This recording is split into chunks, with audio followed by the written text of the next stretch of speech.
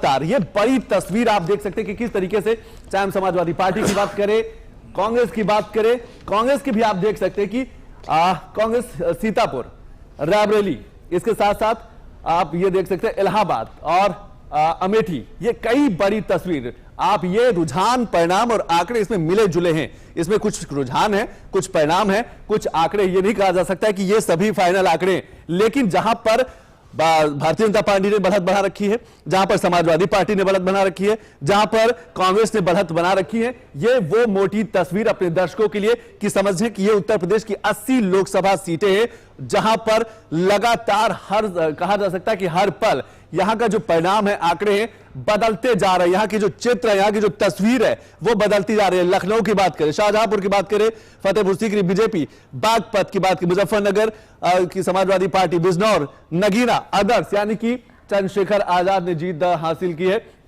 ये एक बड़ी तस्वीर। गोरखपुर, सलेमपुर, घोसी में भी आप देख सकते हैं कि सुभाषपा के ओम प्रकाश राजभर के बेटे अरविंद राजभर वहां से चुनाव लड़ रहे थे, लेकिन समाजवादी पार्टी ने यहां पर भी बढ़त बनाई हुई है। कुछ आंकड़े, कुछ परिणाम, कुछ रुझान, ये बड़ी तस्वीर उत्तर प्रदेश की 80 सीटों की। पीलीभीत की बात करें तो पीलीभीत में भारतीय जनता पार्टी, आगरा में भारतीय जनता पार्टी, बागपत, ये काफी बड़ी तस्वीर आप देख पा रहे हैं कि किस तरीके से लगातार उत्तर प्रदेश की ये 80 लोकसभा सीटों में हर पल, हर मिनट, ये जो तस्वीर है, ये जो कहा जाता है सिंबल है ना पार्टियों के, वो बदलते जा रहे हैं। और यही बहुत कुछ कहता है, क्योंकि उत्तर प्रदेश की सियासत केंद्र की सियासत तय करती है।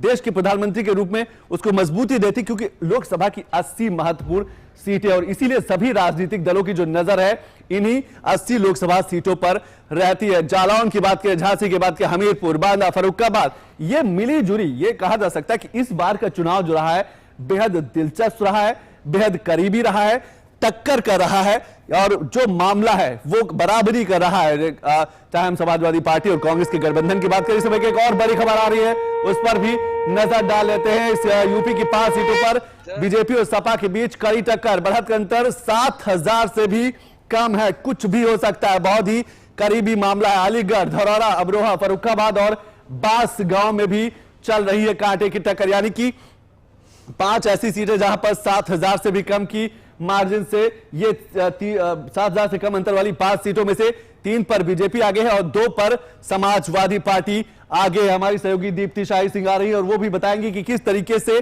कहा जा सकता है कि ये 7,000 से कम के अंतर, क्योंकि जैसे जैसे समय बीत रहा है वैसे वैसे बड़ी खबरों का दौर शुरू हो रहा है, क्योंकि अब जीत हार की तस्वीर सामने आ रही है। हमने रुझान पे बात की, हमने आंकड़ों पे बात की, लेकिन अब परिणाम सामने आ रहे हैं, अब तस्वीर साफ हो रही है। हालांकि बहुमत से काफी आगे एनडीए गठबंधन पहुंच चुका है, लेकिन विपक्ष भी 234 पर है।